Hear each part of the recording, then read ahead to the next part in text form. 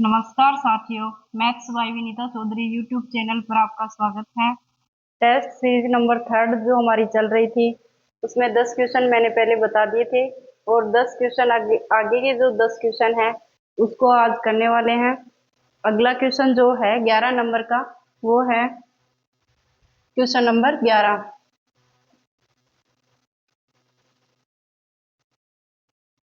4456 56 में छोटी से छोटी क्या संख्या जोड़ी जाए? छोटी से छोटी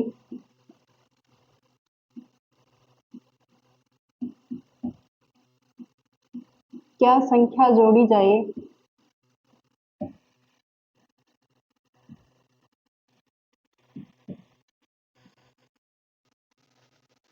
क्या संख्या जोड़ी जाए?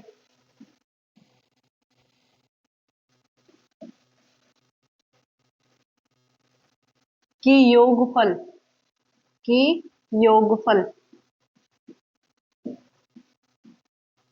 6 से विभक्त हो जाए, 6 से पूर्णतः विभक्त हो जाए।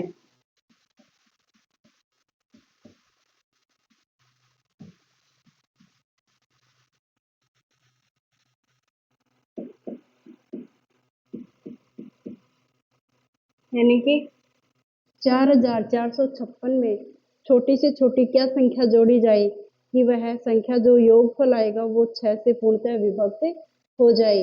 यानी कि जोड़ना या फिर किसी संख्या को घटाना, तो इसके लिए हमें क्या करना चाहिए? भाग विधि से भाग लगाना चाहिए, 6 का भाग लगाना चाहिए। जैसे 6 का भाग लगाएंगे, 4456 में 6 का भाग देंगे, 6 चौका 24 समझम 30, 6 संतु 42, 6 संतु 42 बच गए 2, 6 चौका 24 बच गया 1, फिर 6 दूनी 12, 6 दूनी 12 यानी कि 2 बार जा रहा है तो 12 आ गए और हमें एक अधिक लेना है, एक अधिक लेना है यानी कि 3 बार भाग लगाना है। 36 18 यानी कि 2 की जगह हम क्या लेंगे? जाएगा तो 2 ही बार, लेकिन जोड़ना है इसके लिए हमें क्या करना चाहिए? एक संख्या को बढ़ाकर लिखना चाहिए। जैसे 6 को 3 बार 36 18 लिखेंगे, 18 लिखेंगे, ये माइनस होता है तो माइनस के बचेंगे यानी कि 2, यानी कि दो है वो और जोड़ा जाए, 2 को जोड़ा जाए ताकि योगफल में है 6 का पूर्णतः विभक्त हो जाए। यानी कि 4456 में 2 और जोड़ेंगे तो संख्या क्या बन जाएगी? 4458। इसमें 6 का पूरा भाग जाएगा, यानी कि छोटी से छोटी संख्या क्या हो गई? 2 हो गई। यानी कि जो माइनस में जो संख्या होगी वो ही संख्या क्या होगी? जोड़ी जाएगी। यानी कि जो जोड़ना या घटाना उसमें भाग विधि से हल करेंगे, और यदि गुणा करना हो या फिर भाग देना हो कि कौन सी संख्या, ये छोटी से छोटी कौन सी संख्या से गुणा किया जाए या कौन सी संख्या से भाग दिया जाए ताकि वो पूर्ण वर्ग संख्या बन जाए, इसके लिए हम क्या करेंगे? इसके लिए हमें अभाज्य गुणनखंड करेंगे। ये इसका आंसर क्या गया? 2। ये हमारा 11वां क्वेश्चन था।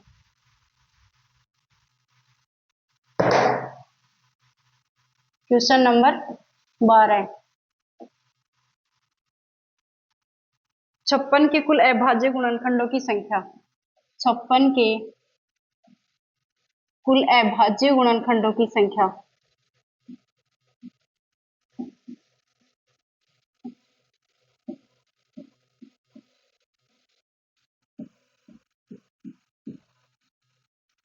गुणनखंडों की संख्या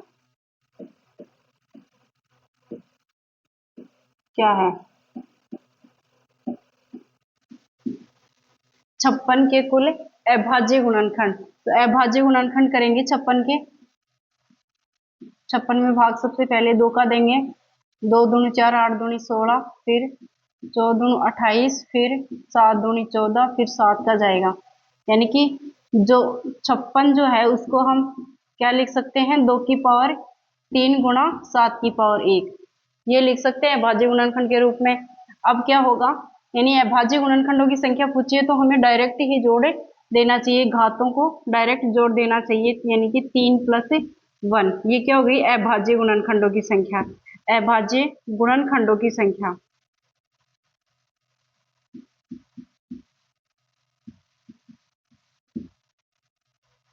अगर ये क्वेश्चन में ये पूछा जाए था कि कुल कुल गुणनखंडों की संख्या, तब हम क्या करेंगे कि घातों में 1 प्लस करके गुणा कर देंगे।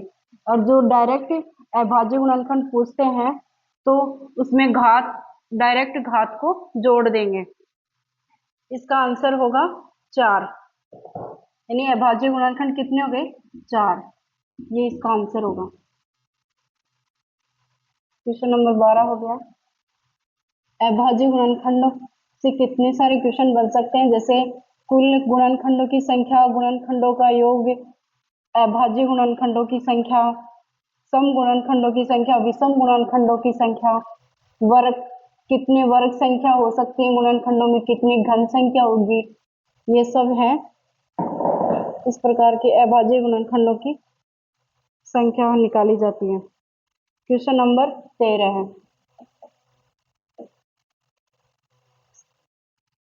56,000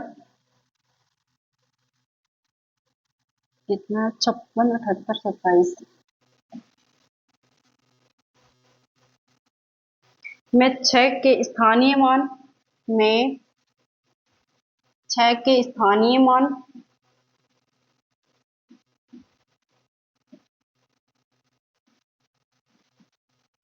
और अंकित मान,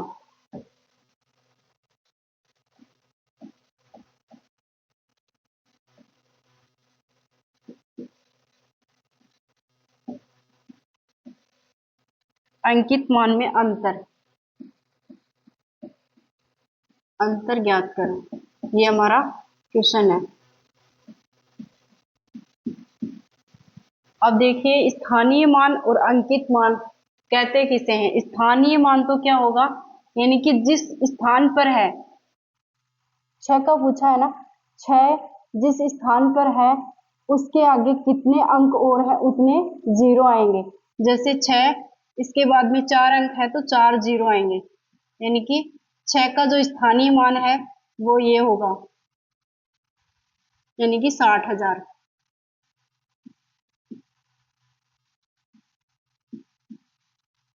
स्थानीय मान में बढ़िया आएंगे स्थानीय मान, ये तो है 6,000 तो क्या है स्थानीय मान। और आंकिक मान क्या होता है, अंक डायरेक्ट अंक ही होता है, यानी कि 6 ही क्या होगा अंकित मान। यानी कि ये क्वेश्चन तो इजी है, पर स्थानीय मान और अंकित मान में अंतर क्या होता है ये बताने के लिए क्वेश्चन दिया है। तो 6,000 में 6 को घटाएंगे, ये हो गया 4, ये 5, ये इसका आंसर होगा। 59,994 इसका आंसर होगा।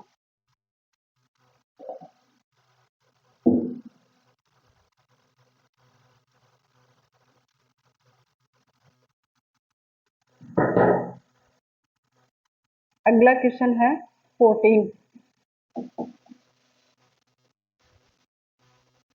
दो संख्याओं का योगफल 8 है। दो संख्याओं का योगफल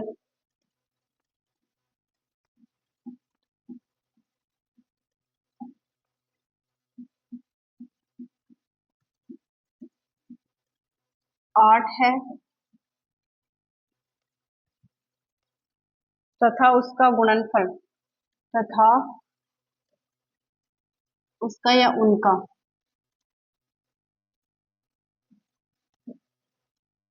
गुणनफल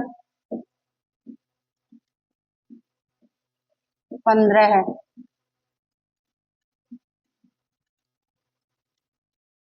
उनके व्युत्क्रमों का योगफल होगा। उनके व्युत्क्रमों का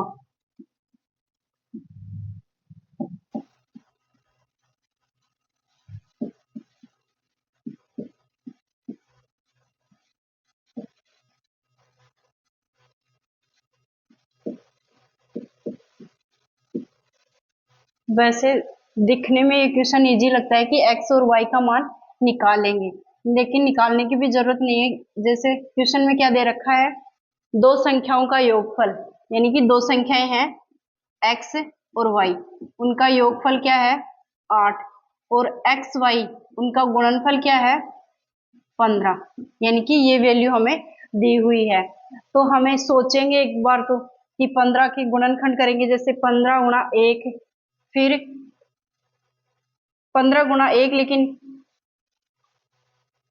जोड़ेंगे तो 16 हो जाएगा, यानी कि 15 के ऐसे दो टुकड़े करेंगे कि योगफल 8 आ जाए।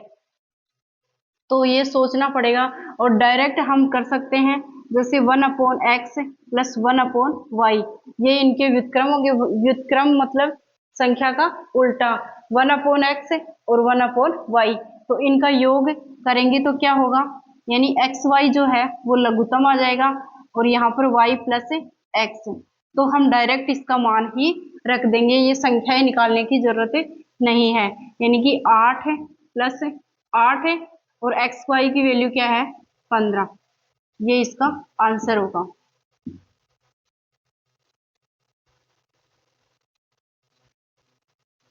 क्वेश्चन नंबर 14 का आंसर क्या हो गया, 8/15।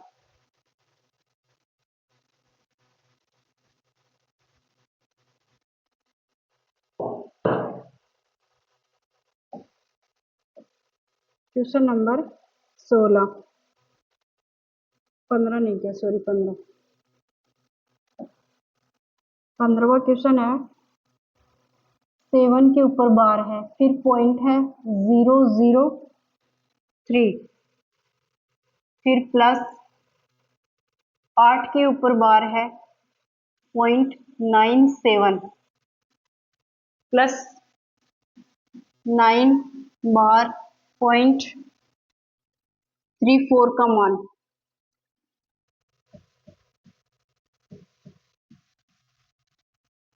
ज्ञात कीजिए।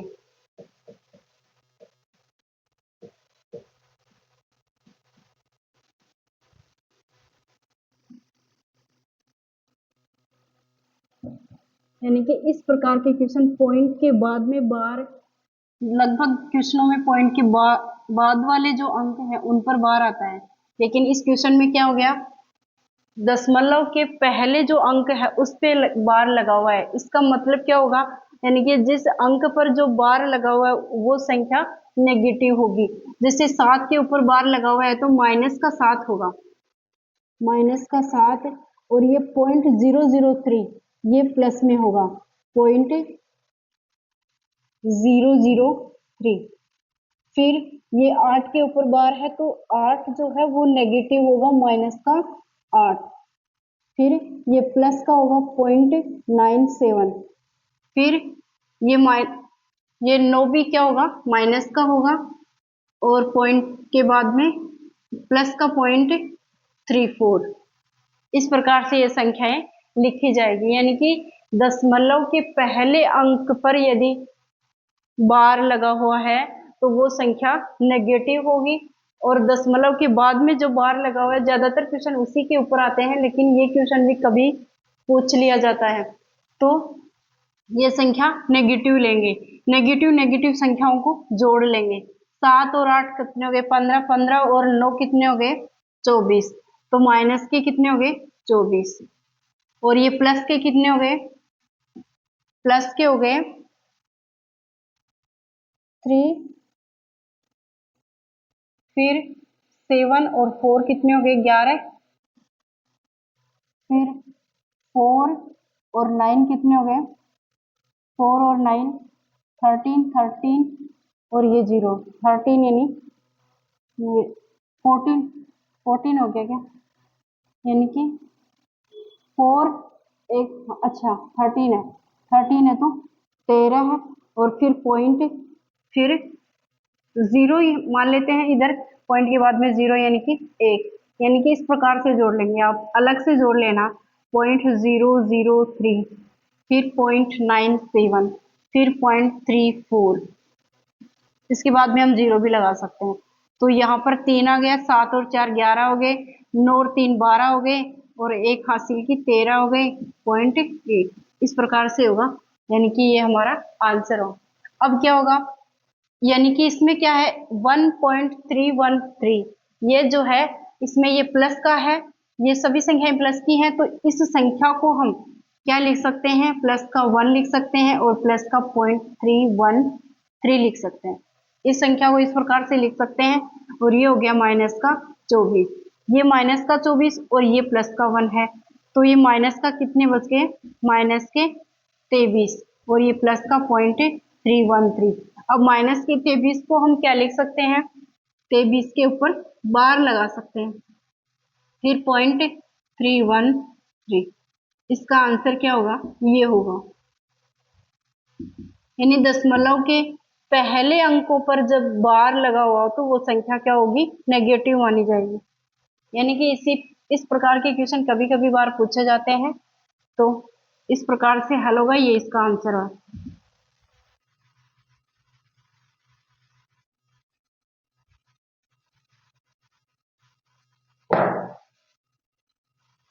अगला क्वेश्चन है 16 नंबर। 16वां नंबर है x की पावर a अपॉन x की पावर b की होल पावर 1 अपॉन ए बी गुणा x की पावर b x की पावर c की whole power 1 upon B c गुणा x की पावर c x की पावर a की whole power 1 upon C a. इसका मान क्या है,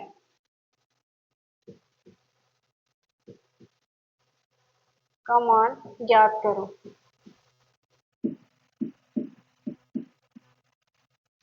यानी कि इस प्रकार के क्वेश्चन में सबसे पहले कोष्टक वाले जो घाते हैं उनको सोल्व करेंगे।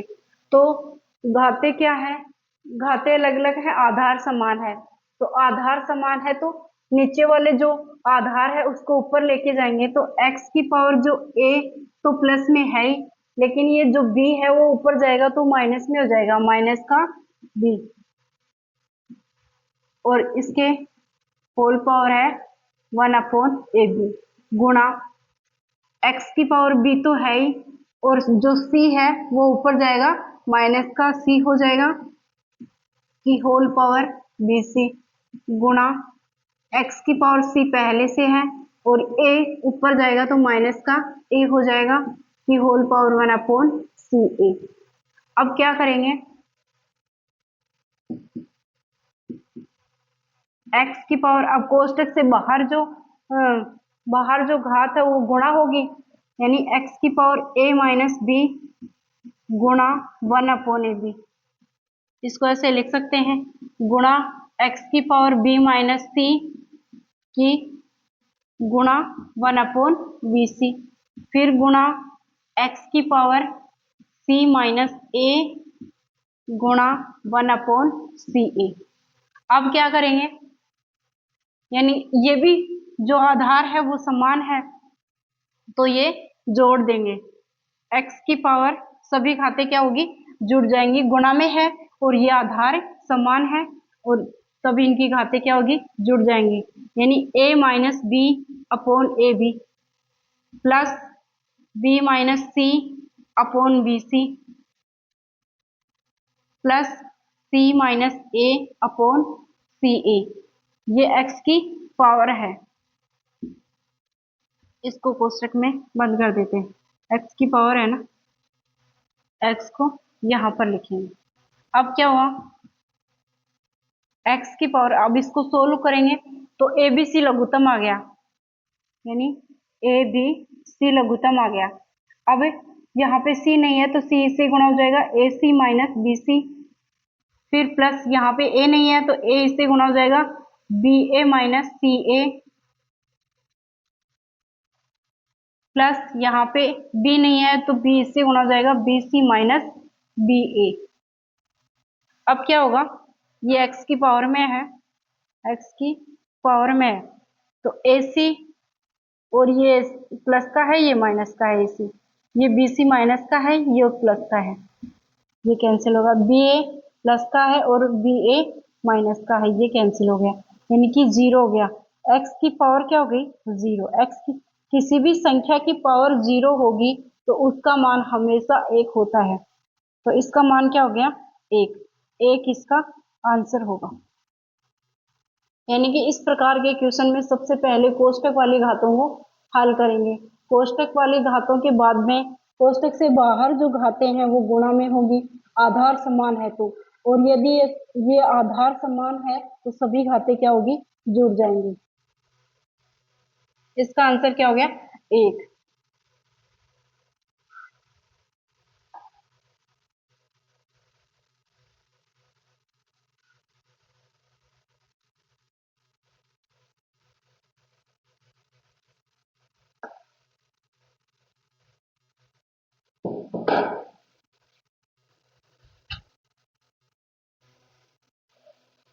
अगला क्वेश्चन है 17 नंबर।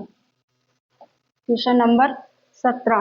जब एक संख्या को 5 से विभाजित किया जाता है, जब एक संख्या को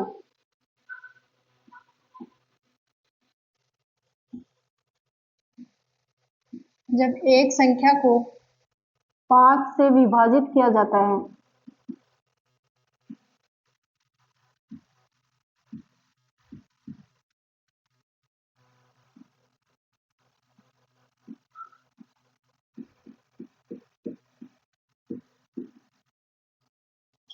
तो उसका शेष 3 आता है। उसका शेष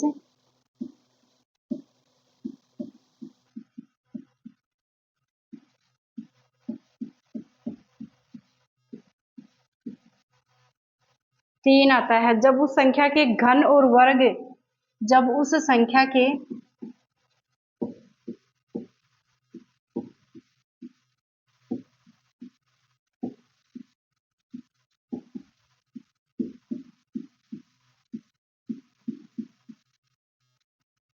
वर्ग के योग को वर्ग के योग को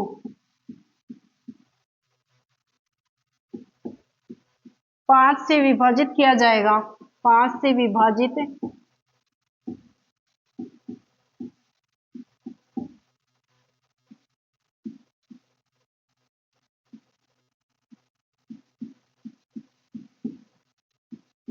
किया जाएगा तो शेष क्या आएगा, तो शेष क्या आएगा,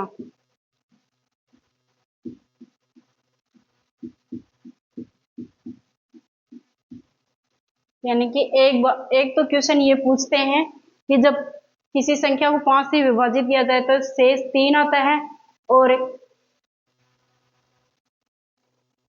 जब उस संख्या को 5 से वापस दे दिया, जबकि और संख्या भी दे सकते हैं, 5 के गुणज भी हम दे सकते हैं, यानी 10 दे दिया या फिर कुछ भी दे दिया, तो उससे विभाजित किया जाएगा तो शेष क्या आएगा।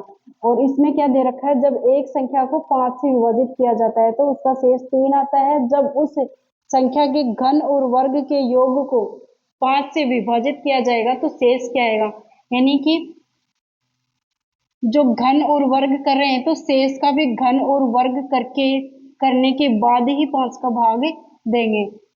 यानी कि 3 का पहले तो घन किया, 3 का घन का मतलब 3 की पावर 3, इसका मतलब क्या हो गया, 27। 3 क्या 9 9 27, और फिर वर्ग किया 3 की पावर 2, इसका मतलब क्या हो गया, 9। इनका योग किया है, इनका योग किया तो योग क्या हो गया, 36 हो गया। इनका योग क्या हो गया, 36 है, तो 36 में 5 का भाग देंगे, 36 में 5 का भाग दिया तो क्या आ गया, एक शेष आएगा। शेष क्या आएगा, एक शेष आएगा, ये इसका आंसर होगा।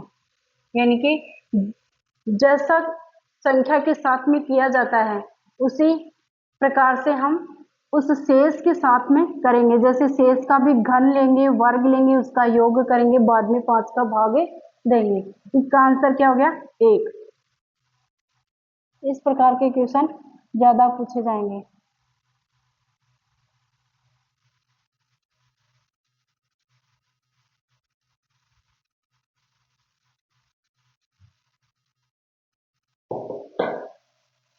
अगला क्वेश्चन है 18 नंबर।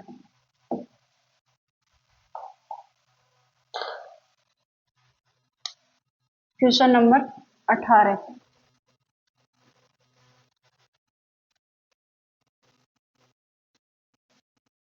48, 32, 7 स्टार 8 यदि 11 से विभाजित है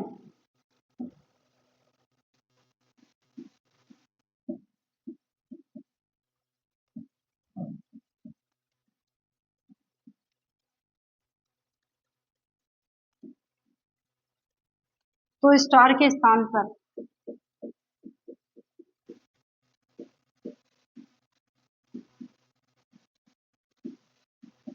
कौन सा अंक आएगा?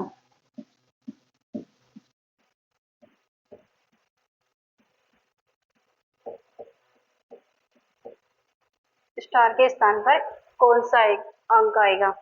यानी कि जो विभाजकता के नियम वाला जो क्वेश्चन है वो या तो आएगा 11 से या फिर 3 से या फिर 9 से। ज्यादातर इन्हीं क्वेश्चनों पर इन्हीं अंकों के क्वेश्चन पूछे जाते हैं। तो 11 से विभाजकता का नियम क्या है कि यानी कि अल्टरनेटिव एकांतर क्रम में संख्याओं को जोड़कर उनका अंतर करते हैं और उसमें यदि 11 का पूरा पूरा भाग चला जाता है तो वो संख्या 11 से पूर्णतः विभाजित होती है। यानी ये हो गया और एक ये हो गया, 4 प्लस 3 प्लस 7 प्लस 8 और एक क्या हो गया, 8 plus 2 plus star.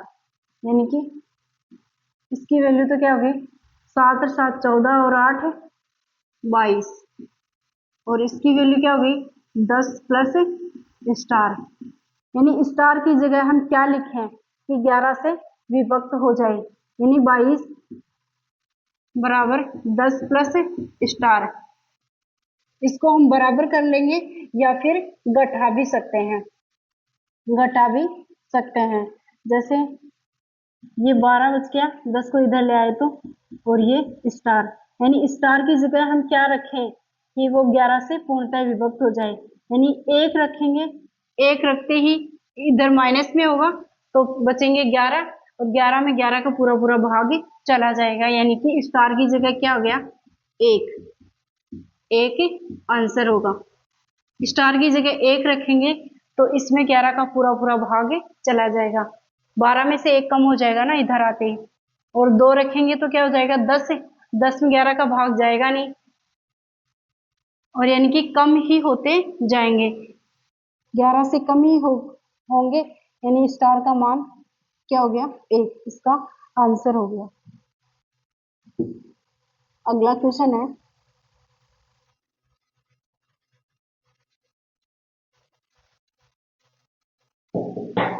Question number 19।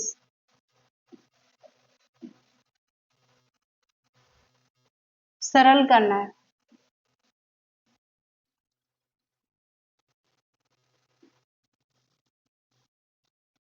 5 की पावर 9, फिर अंडर रूट के अंदर क्या है 6,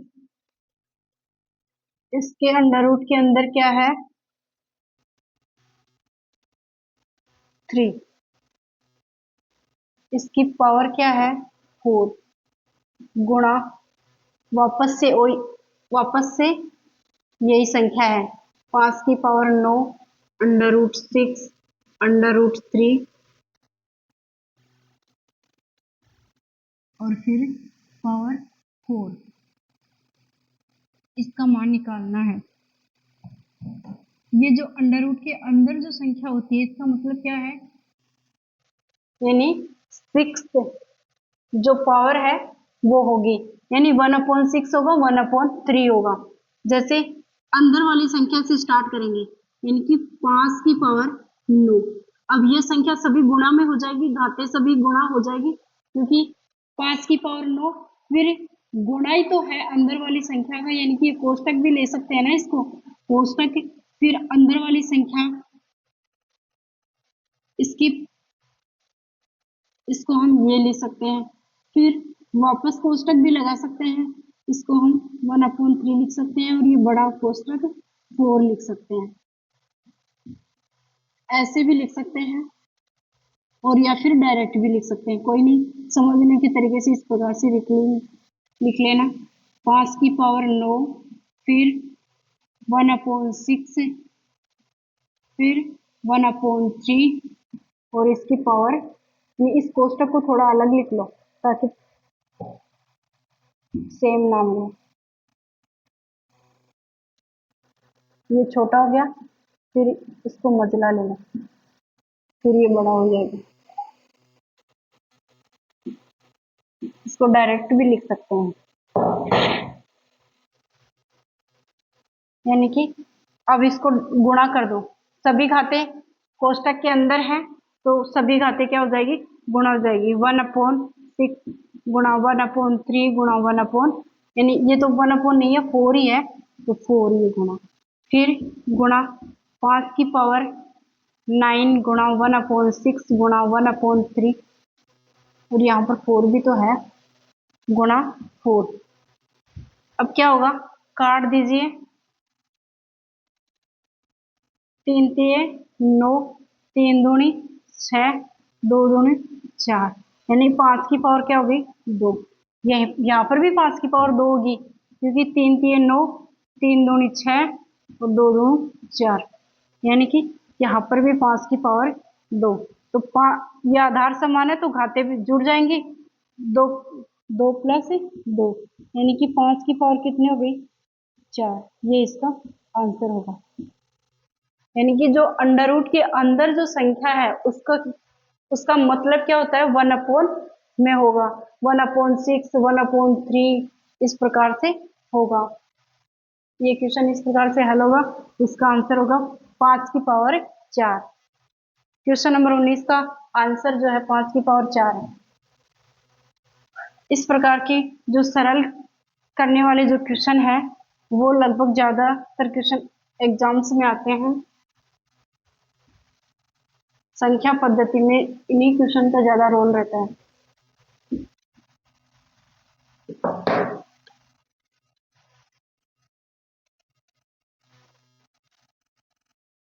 क्वेश्चन नंबर है 20, 517 की पावर है 26 गुणा 313 की पावर है 17 गुणा 402 की पावर है 58 में इकाई का अंक,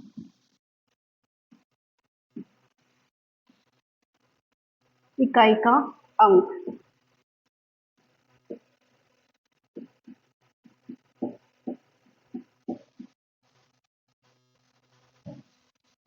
इकाई का अंक ज्ञात करने वाले क्वेश्चन में सबसे पहले क्या करेंगे, जो घाते हैं उनमें 4 का भाग देंगे, 4 का भाग देंगे, जो शेष आएगा उस शेष को हम इकाई की घात के रूप में लिखेंगे।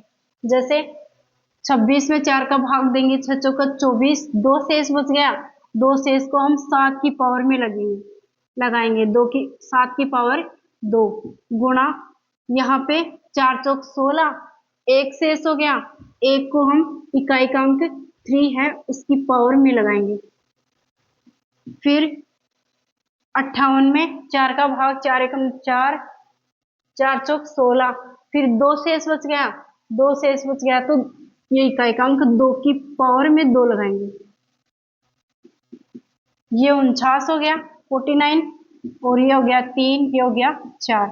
अब इकाई का अंक गुणा कर लो, 9 की 27, 27 में इकाई का अंक बन गया 7, 7 चौक 28, 28 में इकाई का अंक 8, यानी कि इसका जो आंसर है वो 8 होगा, ये इसका आंसर होगा। इकाई का अंक ज्ञात करने वाले क्वेश्चन में सबसे पहले घातों में 4 का भाग देंगे, फिर जो शेष आएगा उसको इकाई के अंक की घात के रूप में लिखेंगे। अगर 4 का पूरा पूरा भाग चला जाए तो घात के रूप में 4 ही लिखेंगे, 3 की पावर 1, 2 की पावर 2, इस प्रकार से 7 की पावर 2 यानी 49, 49 में इकाई का अंक 9 है, 9 को 3 से गुणा किया, 9 3 27, 27 में इकाई का अंक 7 है, ज्यादा गुणा करने की जरूरत नहीं है। 7 को 4 से गुणा किया तो 28 में इकाई का अंक 8 है, यानी 8 हमारा आंसर हो गया। अगर वीडियो अच्छा लगे तो लाइक एंड शेयर कीजिए।